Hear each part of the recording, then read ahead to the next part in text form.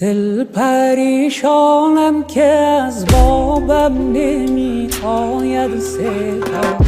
داشتم تلویزیون نگاه میکردم، یه مداحی پخش کرد، مداحی یزدی بود، از راغبم بود. سوالی که تو ذهنم شکل گرفت این بودش که چرا اکثرا از مداحای یزدی، مداحیایی که میشنویم صدای مداحاشون نازکه.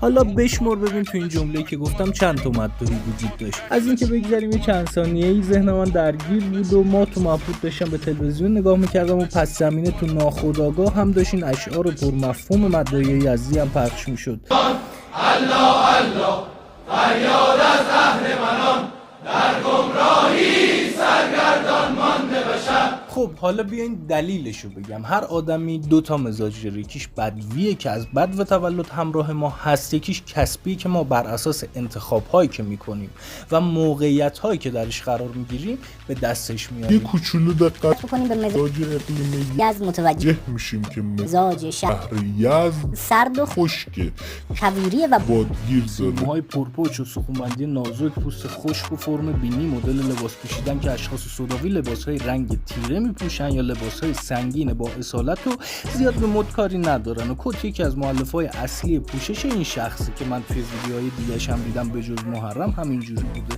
اشعاری هم که میخونه ریتم ثابت و بیشتر حماسی و کلمه‌اش هم ادبیه. اینم پیام از سنگینی و وزینی شخصیت‌های سوداوی داره. پس مزاج یزدی‌ها به خاطر اقلیمی که درش زندگی میکنن به صورت بدوی سوداویه و ما به دلیل اینکه چرا صدای مداحای یزدی نازکه رسیدیم. میدونم که متوجه شدی روند و روش تولید محتوای پیج من کاملا متفاوت. پس اگه دلت میخواد متفاوت باشی و به یه مزاج شناس خبره تبدیل بشی، پیج مزاجا رو دنبال کن که هر روز اطلاعات فوق‌العاده‌ای در انتظارته. درود به همه مردم دوست داشتنی یزد و تمام اقلیم‌های ایران دوست داشتنی ایمن.